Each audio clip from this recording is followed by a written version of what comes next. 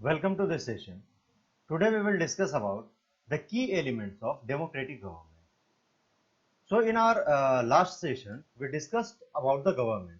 What government is, what are the types of government and how does the types of government work. तो हमने दो तरीके के government पढ़े थे, टू टाइप्स ऑफ गवर्नमेंट. पहला क्या था? डेमोक्रेटिक. दूसरा क्या था? मोनार्की. तो मोनार्की गवर्नमेंट में हमने क्या पढ़ा था? दूसरा हमारा कौन सा हो गया था? मोनार्की. मोनार्की के साथ हमने क्या पढ़ा था कि मोनार्की गवर्नमेंट में एक राजा होता है या एक रानी होती है और वही ऑपरेट करते हैं. हालांकि कुछ काउंसिल ऑफ मिनिस्टर्स होते हैं जो उनको हेल्प करते हैं, पर फाइनल डिसीजन राजा का ही होता है और राजा या रानी का होता है और वो किसी के प्रति जवाबदेह नहीं होते. वो प्रजा के प्रति, वो जनता के प्रति जवाबदेह नहीं होते. वो जो कहेंगे वही चलेगा. वही डेमोक्रेटिक गवर्नमेंट जो है वो एक ऐसी गवर्नमेंट होती है जो जनता के द्वारा बनाई जाती है. जनता जो है जनता के प्रति जवाबदेह होती है और जनता के बिहाफ पे ही वो डिसीजंस जनता के लिए ही लेती है. तो डेमोक्रेसी का मतलब ही है for people, by people and from people. यानी कि जो सरकार में लोग होंगे वो आम लोगों के बीच से होंगे, वो उनके लिए काम करेंगे और लोगों के द्वारा ही चुने जाएंगे. तो डेमोक्रेसी का जो सिंपल फॉर्मूला है हमारे पास वो क्या है? बाय पीपल यानी कि लोगों के द्वारा चुना होगा. फॉर पीपल यानी लोगों के लिए इनका चुनाव होगा, लोगों के वेलफेयर के लिए, लोगों के काम के लिए. और क्या होगा? By people, for people and from people. यानी वो लोगों के बीच से ही होंगे. वो कोई विदेशी आकर के नहीं रूल करने लग जाएगा. जो आम लोग हैं उनके बीच से ही वो निकले हुए लोग होंगे. तो डेमोक्रेसी जो है इसके बहुत सारे फायदे हैं. इसमें रिप्रेजेंटेशन सबको मिलता है, सबको हक होता है बोलने का, सब डिमांड कर सकते हैं अपनी मांगों को और इक्वालिटी होती है, सब बराबर होते हैं. कोई राजा, कोई रंक नहीं, कोई ऊंचा नीचा नहीं. लॉ के हिसाब से, गवर्नमेंट के नजर में, लॉ के नजर में, जुडिशियरी के नजर में सब लोग बराबर रहेंगे. तो डेमोक्रेसी उसको कहते हैं. तो डेमोक्रेटिक गवर्नमेंट के कुछ की एलिमेंट्स हम देख लेते हैं. हालांकि पिछले सत्र में भी हमने कुछ जाना था, पिछले सेशन में भी जाना था कि यूनिवर्सल एडल्ट फ्रेंचाइज होती है. यानी कि जो भी 18 साल से ऊपर है सबको वोटिंग करने का अधिकार. वो महिला हो, पुरुष हो, अमीर हो, गरीब हो, उससे कोई दिक्कत नहीं. सब सवाल पूछने का सबके पास अधिकार. तो उनके बारे में ही हम आगे कुछ जिक्र करते हैं. सबसे पहले हम लोग साउथ अफ्रीका का एग्जाम्पल ले लेते हैं, क्योंकि लास्ट सेशन में हमने इंडिया का एग्जाम्पल देखा था कि किस तरीके से महात्मा गांधी और उनके तरीके के अन्य फ्रीडम फाइटर्स और जो लीडर्स थे उन्होंने कोलोनियलिज्म से, ब्रिटिश सरकार जो है यहाँ पर जिस तरीके से कब्जा करके बैठी हुई थी उनसे दूर एक स्वराज्य की स्थापना की. यानी कि हम अपना रूल खुद करेंगे, सेल्फ रूल.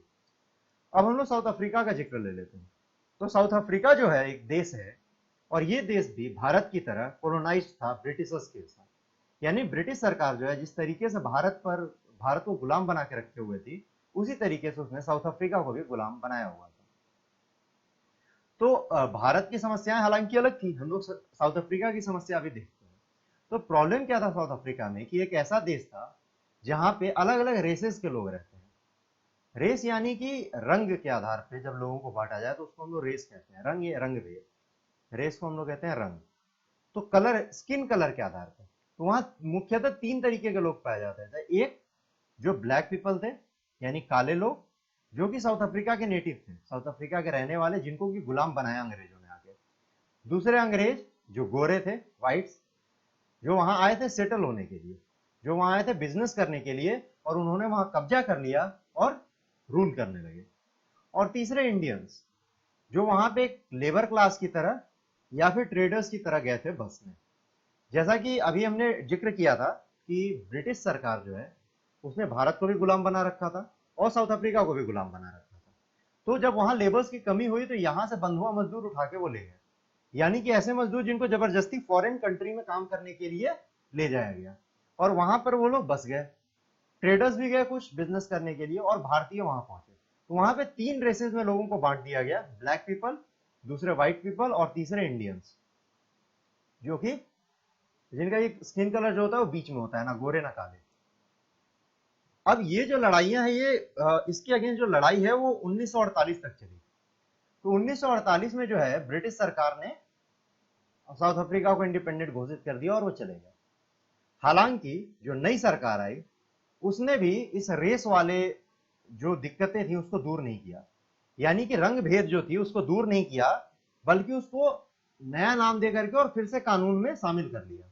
यानी कि एक कानून के रूप में बता दिया गया कि गोरों के पास ज्यादा राइट्स होंगे, कालों के पास कम राइट्स होंगे, और इंडियंस के पास उस हिसाब से वो डिसाइड करेंगे। तो जैसे अभी हमने क्या पढ़ा यूनिवर्सल एडल्ट फ्रेंचाइज में, 18 साल से उम्र से जितने भी ऊपर हैं लोग, उन सबको जो है वोटिंग का राइट मिलेगा। ठीक है, पर ऐसा हुआ कि वहां पर इस तरीके के राइट नहीं थे, वहां पर जो है कुछ इनइक्वालिटीज आ गई थी। तो उस इनइक्वालिटीज के कारण जो है वहां पर दिक्कतें हुई और बहुत तरीके के आंदोलन हुए। तो उन्हीं आंदोलनों में से एक आंदोलन 1976 का पॉपुलर है, जो कि एनसीईआरटी के बुक में जिक्र किया गया है, जिसमें जो छात्र हैं और जो लोकल लोग हैं वो प्रोटेस्ट कर रहे हैं, किस लिए? For learning the local languages in school. यानी कि वो चाहते हैं कि विद्यालयों में, स्कूलों में जो है अफ्रीका के, साउथ अफ्रीका के लोकल लैंग्वेजेस पढ़ाए जाएं। जबकि वहां पर कौन सा लैंग्वेज पढ़ाया जा रहा था? Afrikaans language. अफ्रीकान लैंग्वेज वो लैंग्वेज थी जिसे कि गोरे पढ़ा करते थे या गोरे बोला करते थे। ठीक है, तो उसके अगेंस्ट प्रोटेस्ट हुए। ये प्रोटेस्ट भी बहुत वायलेंट रहा, यहाँ पर कई लोगों ने जाने दी, कई छात्रों की जाने चली गई पुलिस की कार्रवाई में, और इस तरीके से आंदोलन बढ़ता रहा। तो जो 1948 के बाद जो सरकार आई थी, उसने ये जो रंग भेद है, जो रेसेस के आधार पर डिस्क्रिमिनेशन किया जा रहा था, इसको एक लॉ के रूप में बना दिया, और उस लॉ का नाम है अपार्थाइड लॉ। तो अपार्थाइड लॉ जो है, इसका मतलब होता है separation and discrimination on the basis of races. यानी रंग के आधार पर जब भेद होंगे, जब लोगों के बीच में डिस्क्रिमिनेशन होगा, सेपरेशन होगा, उनके राइट्स कम ज्यादा हो जाएंगे, तो उसको वो अपार्थाइड लॉ में आएगा। और इसको कानूनन रूप से वहां पर वैलिड कर दिया गया कि आपका रंग अगर काला है तो आपके राइट्स कम होंगे, क्योंकि ये कानून में लिखा हुआ है। तो अपार्थाइड लॉ ने इस तरीके से बहुत सारे रिग्रेसिव, जो रिग्रेसिव कहते हैं, जो बुरे डिसीजंस होते हैं, वो अपने अंदर शामिल किए इस लॉ ने। और क्या क्या था? तो south Africa was earlier govern by apartheid law, यानी अंग्रेजों के समय से लेकर के और अंग्रेजों के जाने के बाद जो नई सरकार बनी, सब में अपार्थाइड लॉ लागू रहा। South African people were divided into white, black, Indian and coloured races. जैसा अभी हमने पढ़ा कि अलग अलग रंगों के आधार पे जो है ग्रुप्स को बांट दिया गया। According to the law, this races were not allowed to mingle with each other, to live near each other, और even to use common facilities. यानी कि ये जो तीनों हमारे ग्रुप्स दिख रहे हैं यहाँ पे, ठीक है, इन तीनों ग्रुप्स के साथ रेस्ट्रिक्शन थे, आपस में नहीं रह सकते, इनके लिए अलग अलग कॉलोनीज होगी, ये आपस में घुल मिल नहीं सकते, और ना ही ये कॉमन फैसिलिटीज का इस्तेमाल कर सकते हैं। कॉमन फैसिलिटीज किस तरीके के? ट्रांसपोर्ट हो गया, बस हो गई, ट्रेन हो गई, ये लोग एक डब्बे में सफर नहीं कर सकते, इनके लिए अलग अलग बना हुआ है। फर्स्ट क्लास गोरों के लिए, सेकंड क्लास इंडियन के लिए, थर्ड क्लास ब्लैक के लिए, इस तरीके से। ठीक है, यहां तक कि जो एजुकेशनल स्टैंडर्ड्स हैं वो भी सेपरेटली स्टैब्लिश किए गए हैं, स्टैब्लिश सेपरेट एजुकेशनल स्टैंडर्ड, यानी पढ़ाई भी अलग अलग। जो ब्लैक पीपल है वो हाई एजुकेशन नहीं ले सकते, इंडियन पीपल हायर एजुकेशन नहीं ले सकते, उनको लेबर वर्क ही करना है, इस तरीके के वहां पे लॉ बनाए गए। Restricted each race to certain types of job, curtail non white labour unions. यानी कि एक तो उनको फिक्स कर दिया, काले हो यही काम करोगे, इंडियन हो यही काम करोगे, गोरे जो है वो बड़े काम करेंगे। ये एजुकेशनल स्टैंडर्ड में भी हमने देखा, जब उनको सिखाएंगे ही नहीं, पढ़ाएंगे ही नहीं, तो बड़े जॉब नहीं ले पाएंगे, तो वो लेबर क्लास का ही काम करेंगे। तो इस तरीके के डिस्क्रिमिनेशन भी हमें अपार्थाइड लॉ में देखने को मिलते हैं। साथ ही साथ जो लेबर यूनियंस थे नॉन व्हाइट्स के, यानी ब्लैक्स के और इंडियंस के जो लेबर यूनियन थे, उनको भी खत्म कर दिया गया, उनको भी बंद कर दिया गया, बैन कर दिया गया उन लोगों को। ठीक है, denied non white participation through white representation in the national government. यहां तक कि जो केंद्र सरकार थी, वहां की सेंट्रल गवर्नमेंट जो थी, नेशनल गवर्नमेंट थी, उसमें भी नॉन व्हाइट का पार्टिसिपेशन बिल्कुल डिनाई कर दिया गया था। यानी इंडियंस और जो ब्लैक पीपल हैं वो पार्टिसिपेट नहीं कर सकते हैं सरकार के कामों में, सरकार में वो पार्टिसिपेशन नहीं ले सकते। वहां पर कौन होगा? सिर्फ व्हाइट रिप्रेजेंटेटिव होंगे। यानी कहने को ये सरकार जो है वो इंडिपेंडेंट हो चुकी थी, पर आज भी वहां पर कब्जा गोरों का ही था। ठीक है, तो ये अपार्थाइड लॉ जो है वो लगातार चलता रहा। हम देख रहे हैं कि 1948 के बाद 1976 तक भी ये चल रहा था। 1994 में जाकर के जो है साउथ अफ्रीका को इन सभी कुरीतियों से आजादी मिली। इन सभी रिग्रेसिव डिसीजन, रिग्रेसिव लॉज से जो है उनको इंडिपेंडेंस मिला और 1994 में साउथ अफ्रीका एक डेमोक्रेटिक कंट्री बनता है। तो साउथ अफ्रीका जो है वो इंडिपेंडेंट पहले हो गया था, पर डेमोक्रेटिक होने में उसे बहुत समय लगा, और खास करके ट्रूली डेमोक्रेसी जिसको हम कहते हैं, ट्रू डेमोक्रेसी जिसे कहते हैं। इंडिया जो है 47 में आजाद हुआ और 47 में ही ये डेमोक्रेसी बन गया था। यहाँ पर पीपल के द्वारा, लोगों के द्वारा जो इलेक्ट किए गए लीडर्स हैं वही गवर्नमेंट में जाते हैं। पर ऐसा केस जो है वो यहाँ नहीं था, साउथ अफ्रीका में नहीं था। तो 1994 में जो है ये डेमोक्रेटिक कंट्री बनी और सबको इक्वल राइट्स मिले। अच्छा, ये 1994 में कैसे मिला? जैसा कि हमने पिछले सेशन में भी डिस्कस किया था कि जितने भी डेमोक्रेटिक कंट्रीज हैं वहां डेमोक्रेसी लाने के लिए बहुत स्ट्रगल किया गया है, यूनिवर्सल फ्रेंचाइज लाने के लिए स्ट्रगल किया है। कहीं कहीं तो डेमोक्रेसी आने के बाद अलग अलग ग्रुप्स के लिए, महिलाओं के लिए, लोअर कास्ट के लिए जो है अलग से आंदोलन करने पड़े, तब जाकर के उनको राइट मिल पाया। तो साउथ अफ्रीका में भी एक बहुत लंबा स्ट्रगल चला, पहले आजादी के लिए, फिर डेमोक्रेसी के लिए, और ये मुख्यतः अफ्रीकन नेशनल कांग्रेस के बैनर तले होता रहा। ठीक है, और अफ्रीकन नेशनल कांग्रेस के कई नेता रहे जिन्होंने इस तरीके से काम किया, जिसमें सबसे फेमस नाम जो है वो नेल्सन मंडेला जी का है। ये कई साल जेल में रहे, इन्होंने एंटी अपार्थाइड मूवमेंट्स किए, इन्होंने डेमोक्रेसी के लिए बहुत कुछ किया, और वहां पर डेमोक्रेसी आई। और नेल्सन मंडेला जो है वो पहले ब्लैक प्रेसिडेंट बने साउथ अफ्रीका के। Nelson Mandela was the first black president of south Africa, president of south Africa. ठीक है, तो ये हमें देखने को मिला। मूविंग फर्दर, ये हमने देखा कि किस तरीके से जो है डेमोक्रेसी स्टैब्लिश करने के लिए स्ट्रगल करना पड़ता है, और कभी कभी इंडिपेंडेंस के बाद भी डेमोक्रेसी स्टैब्लिश नहीं हो पाती है। अब हम लोग बात करते हैं की एलिमेंट्स की। की एलिमेंट में सबसे पहला आता है पार्टिसिपेशन, यानी कि लोग पार्टिसिपेट कितना कर रहे हैं और कैसे कर रहे हैं डेमोक्रेसी में। तो सबसे पहला जो तरीका है वो है through voting in elections, people elect their leaders to represent them. तो पार्टिसिपेशन कैसे कर रहे हैं लोग? तो ये लीडर्स को इलेक्ट कर रहे हैं। हम जो है अपने क्षेत्र से, अपने इलाके से, अपने विधानसभा से, अपने लोकसभा की सीट से जो है भेजते हैं। ठीक है, किसको भेजते हैं? अपने एक रिप्रेजेंटेटिव को भेजते हैं। वो रिप्रेजेंटेटिव को कैसे भेजते हैं? एक इलेक्शन होता है जिसमें एक से अधिक लोग खड़े होते हैं, चुनाव लड़ते हैं, और हमें जो पसंद है हम उसे वोट करके उसको पार्लियामेंट तक या फिर लेजिस्लेटिव असेंबली तक पहुंचाते हैं। वो हमें रिप्रेजेंट करता है, वो हमारे बिहाफ पे डिसीजंस लेगा, वो हम मान के चलते हैं कि हमारे ओपिनियंस को, हमारे फायदों को, हमारी समस्याओं को, हमारी जो प्रॉब्लम्स हैं, जो ओपिनियंस हैं, उनको अपने दिमाग में रखेगा और उसको प्रेजेंट करेगा वहां पार्लियामेंट में, और उसके बाद फिर उस पर डिसीजन, कलेक्टिव डिसीजन लिया जाएगा कि ये समस्या और इसका समाधान कैसे निकाला जाए। ठीक है, तो this representative take decision on behalf of people. जैसा अभी हमने कहा कि ये वहां जा करके डिसीजन लेंगे हमारे बिहाफ पे, और हम ये एज्यूम करके चलते हैं डेमोक्रेसी में कि जो हमारे लीडर्स हैं, जिनको हमने रिप्रेजेंटेटिव के तौर पे भेजा है, वो हमारे प्रॉब्लम्स को अपने ध्यान में रख करके ही डिसीजन लेंगे। All governments are elected for fixed periods and have to go through re election after that period. ठीक है, तो गवर्नमेंट्स जो है, एक सरकार एक बार बनती है, पूरी जिंदगी के लिए नहीं बनेगी, बल्कि वो एक लिमिटेड पीरियड के लिए बनेगी, और लिमिटेड पीरियड के बाद उसको री इलेक्शन के लिए आना पड़ेगा, उसको अपने काम बताने पड़ेंगे, गिनाने पड़ेंगे कि हमने ये काम किया है, और फिर अगर लोग उसमें भरोसा दिखाते हैं, लोग इलेक्ट करते हैं, तो वो दोबारा जो है पहुंचेगा पार्लियामेंट तक, वो दोबारा पहुंचेगा मेंबर लेजिस्लेटिव असेंबली तक। पार्लियामेंट हम केंद्र सरकार को कहते हैं, केंद्र सरकार जहां काम करती है, और राज्य सरकारें जहां काम करती है वो लेजिस्लेटिव असेंबली कहलाता है।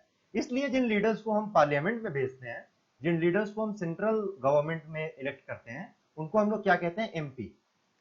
एमपी किसको कहते हैं? Member of parliament. और जो विधायक होते हैं हमारे यहाँ पे, जो हमारे विधानसभा से इलेक्ट किए जाते हैं राज्य सरकार के लिए, उनको हम लोग एमएलए कहते हैं, हिंदी में विधायक। एमएलए यानी member of legislative assembly, legislative assembly. ठीक है, तो इस तरीके से एमएलए और एमपी हमारे होते हैं। खैर, आगे बढ़ते हैं। In India this period is for 5 years। तो जो फिक्स्ड पीरियड है वो इंडिया में 5 सालों का है, और 5 सालों के बाद जो सरकारें हैं वो वापस से जनता के पास आती हैं, पीपल के पास आती हैं, और वोट मांगती हैं, और उनको वोट किस आधार पर दिया जाएगा कि उन्होंने 5 साल में किस तरीके का काम किया है। और उनका आगे अगले 5 साल का विजन क्या है। In this way the power of government gets limited by regular election. तो जो गवर्नमेंट का पावर है ना वो कुछ हद तक लिमिट हो जाता है, लिमिटेशंस लग जाते हैं, और जो जनता है उसकी पावर हमें दिखाई देती है कि अगर आप मनमानी कर रहे हैं तो हो सकता है 5 साल के बाद रीइलेक्ट ना किए जाए। जबकि जहां पर डेमोक्रेसी नहीं है, जहां पर अभी भी मोनार्की है, वहां पर ये समस्याएं बहुत ज्यादा है। ठीक है, पर डेमोक्रेसी जो है वो मोस्टली जो जितनी भी कंट्रीज है हमारे वर्ल्ड में, सबके यहाँ डेमोक्रेसी आ चुकी है। बहुत कम है ऐसे, जैसे नॉर्थ कोरिया हो गया, सऊदी अरबिया हो गया, तो कुछ ऐसे हैं जहां पर अभी भी मोनार्की चल रहा है। अब हम लोग दूसरे वेज देख लेते हैं पार्टिसिपेशन की। तो डायरेक्ट पार्टिसिपेशन है जो हमने देखा। एक है हमारा by taking an interest in working of the government and by criticising it when required. यानी कि we should take interest in what government is working, how they are working, how they are making policies, are they policies good for us और not. तो वो policy जो बना रहे हैं हमारे लिए लाभदायक है कि नहीं, हमें ये देखना चाहिए और उसकी आलोचना भी करनी चाहिए, उसको क्रिटिसाइज भी करना चाहिए। और ये भी एक तरीका है गवर्नमेंट में पार्टिसिपेट करने का, गवर्नमेंट के कामों को एनालाइज करने का और उसको उसमें पार्टिसिपेशन दिखाने का। ठीक है, तो एग्जांपल ले लेते हैं। 2005 अगस्त 2005 में जो है the central government increase the rates of the electricity. तो when a particular government increase the rates, people had to pay for electricity, people express their disapproval very sharply. लोग नाराज हुए और ये नाराजगी जग जाहिर हुई और बहुत अच्छे तरीके से जग जाहिर हुई। They took out rallies and also organized a signature campaign. लोगों ने रैलीज निकाल दी सरकार के इस डिसीजन के अगेंस्ट और सिग्नेचर कैंपेन तक चला दिया। ये जो डिसीजन लिया गया है ये अत्यंत गलत है और ये नहीं लेना चाहिए, और इलेक्ट्रिसिटी के जो प्राइसेस हैं वो दोबारा से कम होनी चाहिए। Government tried to explain and defended decision. Government जो है अक्सर अपने डिसीजन को डिफेंड करती है, एक्सप्लेन करने की कोशिश करती है, पर लोगों में आक्रोश इतना ज्यादा फैल चुका था कि उनको लोगों की बात सुननी पड़ी, लोगों की ओपिनियन सुनने पड़े, and they withdrew the increase. यानी जो इंक्रीज हुआ था इलेक्ट्रिसिटी में वो विथड्रू करना पड़ा, उसको वापस लेना पड़ा। क्यों लेना पड़ा? क्योंकि लोग नाराज थे। तो इससे हमें क्या पता चलता है कि गवर्नमेंट ने ऐसा क्यों किया? Government had to change its decision because it is responsible to the people. कि गवर्नमेंट जो है उसकी जवाबदेही है जनता के साथ, और जनता अगर कह रही है कि ये नहीं होना चाहिए तो वो नहीं होगा। हालांकि उन्होंने एक्सप्लेन किया कुछ समय तक, पर उन्हें वापस लेना ही पड़ा। There are many ways to express their views and make the government understand that actions they should take। यानी लोगों के पास, यानी हमारे पास ऐसे बहुत से तरीके हैं। एक तो सरकार चुनना हो गया, पर सरकार चुने जाने के बाद अगर कुछ वो ऐसा करते हैं जो हमें पसंद नहीं आ रहा, या जो सोसाइटी के वेलफेयर के लिए नहीं है, जो उनके प्राइवेट वेलफेयर के लिए है, जो हमारे लाभदायक नहीं है, हमारे लिए फायदेमंद नहीं है, उसके अगेंस्ट हम लोग क्या कर सकते हैं? धरना दे सकते हैं, रैलीज निकाल सकते हैं, स्ट्राइक कर सकते हैं, सिग्नेचर कैंपेन कर सकते हैं। इस तरीके से अपना जो व्यू है, अपना जो ओपिनियन है, वो दिखाने के बहुत सारे तरीके मौजूद हैं। Moving further, things that are unfair and unjust are also brought forward. यानी कि जो गलत चीजें हो रही, जो अनफेयर है, अनजस्ट है, जो सही नहीं है, जो मोरली करेक्ट नहीं है, वो सारे काम जो है क्या होता है? सामने ला जाते हैं। किसके द्वारा? लोगों के द्वारा, कि ये जो सरकार कर रही है डिसीजन सही नहीं है, या ये काम हो रहा है जो सही नहीं है और सरकार इस पे ध्यान दे रही, ये कमी है और सरकार इस पे ध्यान नहीं दे रही। तो ये चीजें भी हम सामने ला सकते हैं। कैसे ला सकते हैं? न्यूज़पेपर, मैगजीन, टीवी, ये सभी जो है बहुत इंपॉर्टेंट रोल प्ले करते हैं गवर्नमेंट के इश्यूज को डिस्कस करने के लिए, गवर्नमेंट के रिस्पॉन्सिबिलिटीज को डिस्कस करने के लिए। कैसे? न्यूज़पेपर में एडिटोरियल छपते हैं, न्यूज छपती है, मैगजीन्स में भी इस तरीके से चीजें छपेंगी, जो आर्टिकल्स होंगे, जो कार्टून होंगे और जो व्यंग होंगे, वो सब टीवी पे हम डिबेट कर सकते हैं। और इस तरीके से एक डिस्कशन जो है वो आम जनता में फैलेगा कि सरकार जो है इस फील्ड में अच्छा काम नहीं कर रही, इस मुद्दे पे फेल हो रही, और इस तरीके से जो लोग हैं वो पार्टिसिपेट कर पाएंगे। हालांकि अभी जो टीवी मीडिया है इसके ऊपर बहुत सारे सवाल खड़े हैं। ठीक है, इसके कॉम्प्रोमाइज होने के बहुत सारे ऑप्शंस हैं, खास करके जो प्राइवेट मीडियाज हैं। और प्राइवेटाइजेशन होने के बाद ये सरकार के पक्ष में चीजें ज्यादा दिखा रहे हैं, पर बिल्कुल खत्म नहीं हुआ है। आज भी जो है मीडिया का थोड़ा बहुत तो रुतबा बना हुआ है। आजकल मीडिया में हो क्या रहा है कि जो प्राइवेटाइजेशन है उसके कारण ये लोग सिर्फ टीआरपी के लिए काम कर रहे हैं और वेलफेयर के लिए काम नहीं कर रहे, जबकि मीडिया को डेमोक्रेसी का चौथा स्तंभ कहा जाता है। कि मीडिया जो है वो क्वेश्चन करेगी सरकार से, क्रिटिसाइज करेगी सरकार को, और तब सरकार को जो है डिसीजन, सही डिसीजन लेना पड़ेगा। पर आजकल मीडिया जो है वो पूरे वर्ल्ड में ही कहीं ना कहीं कॉम्प्रोमाइज है, खास करके हमारे देश में। और जब मीडिया की रैंकिंग होती है, मीडिया के कि भ्रष्टाचार कितना कम है और कितना ज्यादा है और कितनी रिलायबल है, तो इस रैंकिंग में इंडियन मीडिया जो है बहुत पीछे है रिलायबिलिटी के रैंकिंग में। बहरहाल, by organizing themselves into social movement that seeks to challenge the government and its functioning, तो कुछ लोग जो हैं, कुछ जो ग्रुप्स हैं, वो कैसे अपना पार्टिसिपेशन दिखा सकते हैं? वो ऑर्गेनाइज करके अपने आप को ऑर्गेनाइज करें, कुछ सोशल मूवमेंट्स निकालें और चैलेंज करें गवर्नमेंट के फंक्शनिंग को। अच्छा, ये कौन से ग्रुप्स हैं? कि डेमोक्रेसी जो है वो इंक्लूसिव होता है। डेमोक्रेसी फॉर्म ऑफ गवर्नमेंट जो है वो एक इंक्लूसिव फॉर्म ऑफ गवर्नमेंट होता है। ठीक है, तो डेमोक्रेटिक गवर्नमेंट क्या होता है? ये इंक्लूसिव होता है, ये सबको साथ लेके चलने की बात करता है। पर हमारे समाज में बहुत सारे ऐसे ग्रुप्स हैं जो इंक्लूसिव नहीं हो पाते, जैसे दलित, माइनॉरिटीज, अनटचेबल, यहां तक कि महिलाएं।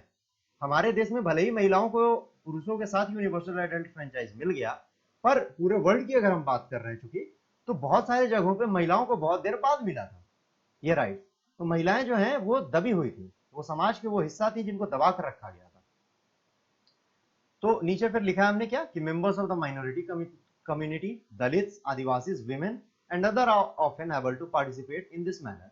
क्योंकि इनको बाकी जगह पार्टिसिपेशन नहीं मिलता, तो इस तरीके से सोशल मूवमेंट करके और ऑर्गेनाइज करके अपने आप को, अपने रिप्रेजेंटेशन से, अपने पार्टिसिपेशन का वो ठप्पा लगा सकती है, अपने पार्टिसिपेशन को वो दिखा सकती है। ठीक है, if a country's people are alert and interested in how the country is run, the democratic character of government of that country will be stronger।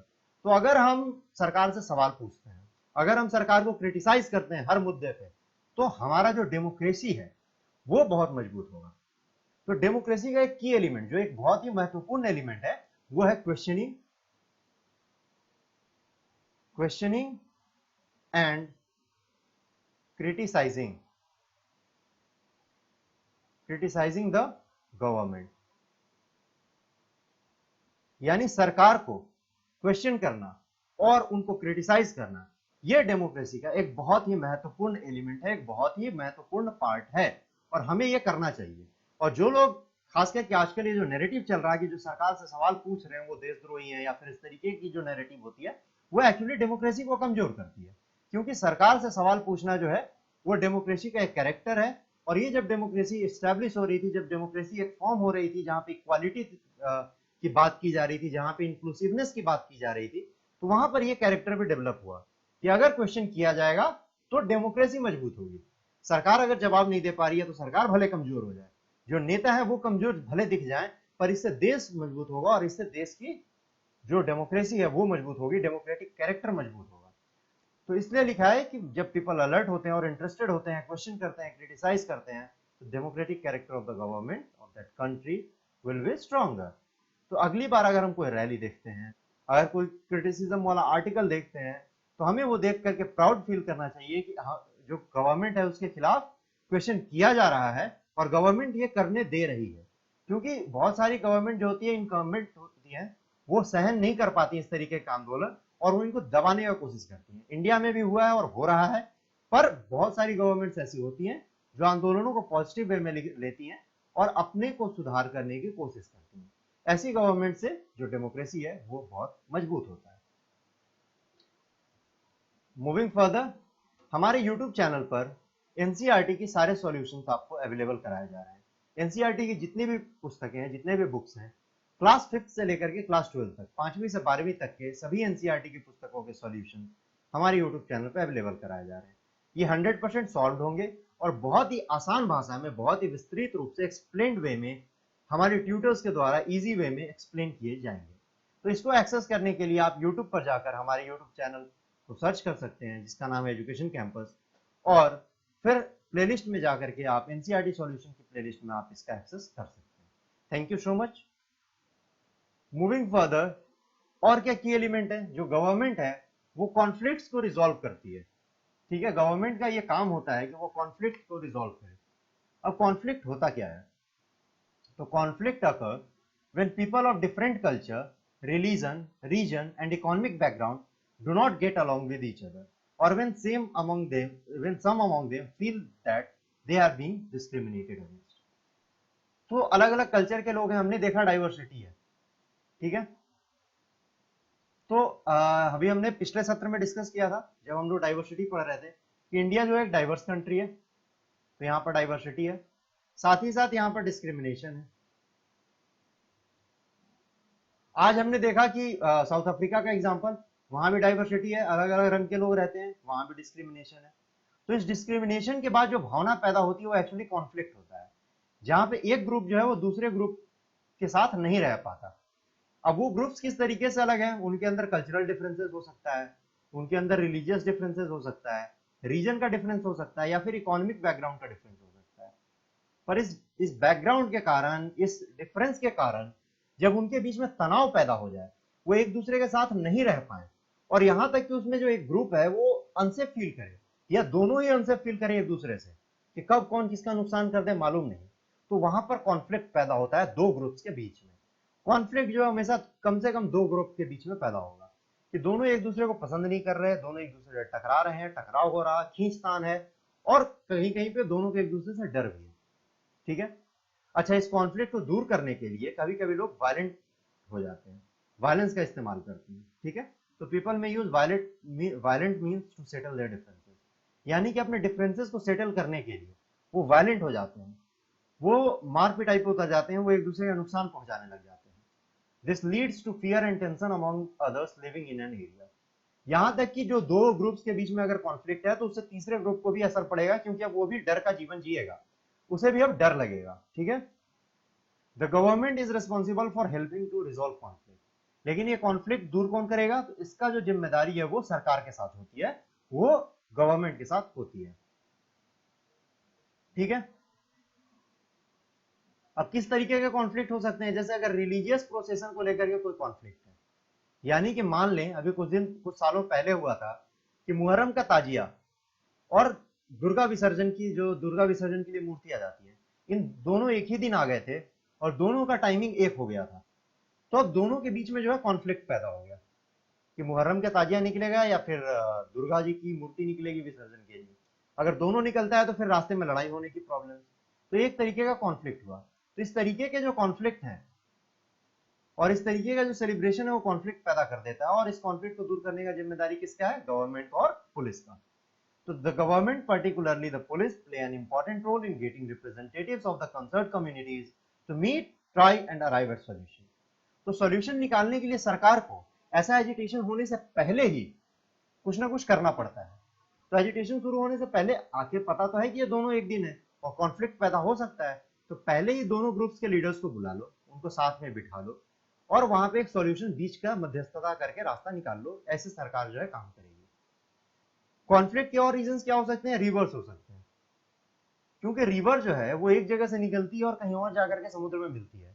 इस दौरान वो कई सारे राज्यों को क्रॉस करती है, कभी 2 राज्यों को, कभी 3 राज्यों को, गंगा तो 4-5 राज्यों को क्रॉस कर रही है।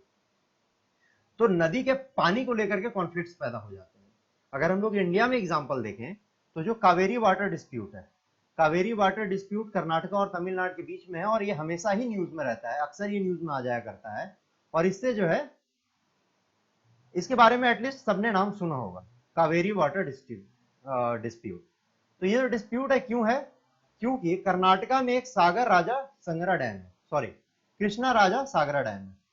तो कृष्णा राजा सागर डैम जो है ये कर्नाटका में बना हुआ है, और इस डैम से जो पानी इकट्ठा किया जाता है उससे बेंगलोर सिटी चलती है, जो कर्नाटका की कैपिटल है बेंगलोर, वो इसी पानी से रन करती है, इसी पानी की मदद से रन करती है। वहीं जब यह नदी आगे बढ़ रही है और तमिलनाडु में पहुंच रही है, तो तमिलनाडु में एक डैम है जो है मेट्रो डैम, और ये डैम का इस्तेमाल वहां के एग्रीकल्चर इरिगेशन के लिए किया जाता है। ठीक है, यहां से गांव में पानी पहुंचता है इरिगेशन के लिए। अब चूंकि ये दोनों डैम जो है वो एक ही नदी पे है, और अगर कृष्णा राजा डैम में, कृष्णा राजा सागर डैम जो है, यहाँ पे पानी रोक लिया गया और पानी आगे नहीं बहने दिया गया, तो मेट्रो डैम तक पानी पहुंचेगा नहीं, या बहुत कम पानी पहुंचेगा, और इतना कम पहुंचेगा कि वहां इरिगेशन ना हो पाए। यही कारण है इन दोनों के कॉन्फ्लिक्ट का, क्योंकि यहाँ इनको शहर चलाना है और यहाँ इनको खेती करना है। पर डैम एक से पानी निकलेगा तभी दूसरी जगह जाएगा, क्योंकि डाउन स्ट्रीम में है तमिलनाडु, और इसके कारण दोनों में कॉन्फ्लिक्ट रहता है कि मैं पानी नहीं दूंगा और पानी इतना होगा उतना होगा, और इस कॉन्फ्लिक्ट के कारण जो है बहुत सारा नुकसान भी होता है। ये आज तक हल नहीं हो पाया, पर ये हल कौन करेगा, ये हल भी सरकार ही करेगी। वो तमिलनाडु की सरकार होगी, कर्नाटका की सरकार होगी और केंद्र सरकार होगी। एक साथ तीनों सरकारें मिलकर के ही इस कॉन्फ्लिक्ट को रिजॉल्व कर पाएंगी। अब हम बात करते हैं इंडियन कॉन्स्टिट्यूशन की। इंडिया में कॉन्फ्लिक्ट को दूर करने के लिए या गवर्नमेंट को रन करने के लिए एक रूल और लॉ बनाया गया है, एक बुक लिखी गई है जो इंडियन कॉन्स्टिट्यूशन के नाम से जानी जाती है। ये क्या करता है, it lays down the basic rules of laws that have to be followed by everyone. ठीक है, तो ये एक लॉ बनाती है जिसको सब के द्वारा फॉलो करना पड़ता है। This laws are for both the government and the people. तो जो कॉन्स्टिट्यूशन में लॉ बनाए गए हैं वो गवर्नमेंट पे भी लागू होते हैं और आम लोगों पर भी लागू होते हैं। यानी कि गवर्नमेंट को भी उन रूल्स को मानना है, उस कॉन्स्टिट्यूशन में जो चीजें लिखी हैं उनको समझना है, उनको मानना ही है, और साथ ही साथ आम लोगों को तो मानना ही है। तो कॉन्स्टिट्यूशन के आधार पे जो है हमारे यहाँ चीजें चलती हैं, गवर्नमेंट चलती हैं। और इसलिए कॉन्स्टिट्यूशन में ये भी लिखा है कि हम गवर्नमेंट को क्वेश्चन कर सकते हैं, हम गवर्नमेंट को क्रिटिसाइज कर सकते हैं अगर हमें लगता है कि गवर्नमेंट कुछ गलत कर रही है। मूविंग फर्दर, और last topic is equality and justice. ठीक है, इक्वालिटी यानी बराबरी, जहां डाइवर्सिटी हो पर डिस्क्रिमिनेशन ना हो, स्टीरियोटाइप ना हो, प्रेजुडिस ना हो, उस समाज को हम इक्वल समाज कहते हैं। लोगों के बीच में इक्वालिटी हो, हर तरीके के जो राइट्स हैं कानून के नजर में और सरकार के नजर में, वो सारे राइट्स जो है वो इक्वली डिस्ट्रीब्यूटेड होने चाहिए हर एक ग्रुप के साथ, वो चाहे अनटचेबल्स हो या वो महिलाएं हो या कोई भी हो। ठीक है, तो अब हम लोग इसके बारे में जानते हैं। जस्टिस क्या है? जस्टिस न्याय है। अगर किसी के साथ कुछ गलत हुआ है तो उसको न्याय मिलना चाहिए। तो कहा यह जाता है कि one of the key ideas of democratic government is its commitment to equality and justice. ठीक है, तो डेमोक्रेटिक गवर्नमेंट का, डेमोक्रेसी का एक ये भी की एलिमेंट है, की आइडिया है कि ये जस्टिस और इक्वालिटी पे चलता है। इसका कमिटमेंट जो है वो जस्टिस और इक्वालिटी की है।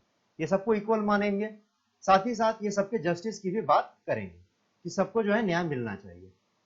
अब जो है equality and justice are inseparable, पर इक्वालिटी और जस्टिस जो है ये दो अलग अलग टर्म जरूर हैं पर एक दूसरे से जुड़े हुए हैं। जहां इक्वालिटी होगी वहां जस्टिस मिलने के चांसेस ज्यादा होंगे, जस्टिस मिलेगा ही मिलेगा। और जहां जस्टिस मिल रही है वहां इक्वालिटी होगी ही होगी, यानी बिना जस्टिस के इक्वालिटी नहीं हो सकता। ठीक है, और अगर समाज में इक्वालिटी है तो ऐसा हो ही नहीं सकता कि जस्टिस एब्सेंस हो। तो दोनों एक दूसरे के पूरक हैं और दोनों एक दूसरे के पैरेलल और साथ में चलते हैं हमेशा। अब हम लोग बात करते हैं अनटचेबिलिटी की। हमने पहले भी जिक्र किया है, पिछले सत्र में भी, आज के भी सत्र में। अनटचेबिलिटी जो है वो बैन किया जा चुका है इंडियन लॉ के अनुसार, इंडियन कॉन्स्टिट्यूशन में इसको बैन किया जा चुका है कि अनटचेबिलिटी जो भी परफॉर्म करेगा उसको सजा हो सकती है, वो कानूनन जुर्म है। आप अनटचेबिलिटी परफॉर्म नहीं कर सकते, आपको सबको इक्वल राइट्स देने ही है। This group of people were denied education, transport और medical facilities and even the chance to offer prayers। यानी अनटचेबल्स जो थे उनको एजुकेशन डिनाई किया जा चुका था, ट्रांसपोर्ट डिनाई किया जा चुका था, वो साथ में ट्रैवल नहीं कर सकते ऊंची जातियों के, सो कॉल्ड ऊंची जातियों के, मेडिकल फैसिलिटीज नहीं इनके पास, और यहाँ तक कि ऑफर, ये प्रेयर भी नहीं कर सकते मंदिर में जाके, मंदिर प्रवेश भी वर्जित था इनके लिए, टेम्पल एंट्री जिसे कहते हैं। इसके लिए बहुत सारे आंदोलन हुए। इंडिया के जो फ्रीडम फाइटर्स थे, जो लीडर्स थे, महात्मा गांधी हो गए, अम्बेडकर हो गए, इन्होंने ऐसे जो प्रैक्टिसेस थे, ऐसी जो धारणाएं थी, ऐसी जो चीजें चल रही थी, उनको कंडेम किया और माना कि इसको जो है रोकना पड़ेगा। दे मस्ट नॉट कंटिन्यू, ये नहीं जा सकता है, क्योंकि अगर ये जाएंगे तो जस्टिस हमें नहीं मिल पाएगा। ठीक है, और जस्टिस तभी मिलेगा, justice can be achieved only when people are treated equally. अभी हमने जिक्र किया यहाँ कि जो इक्वालिटी और जस्टिस है वो एक दूसरे के पूरक है। बिना इक्वालिटी के जस्टिस नहीं मिल सकती और बिना जस्टिस के इक्वालिटी हो ही नहीं सकती। तो जस्टिस और इक्वालिटी के संबंध को हमने यहाँ पे जाना।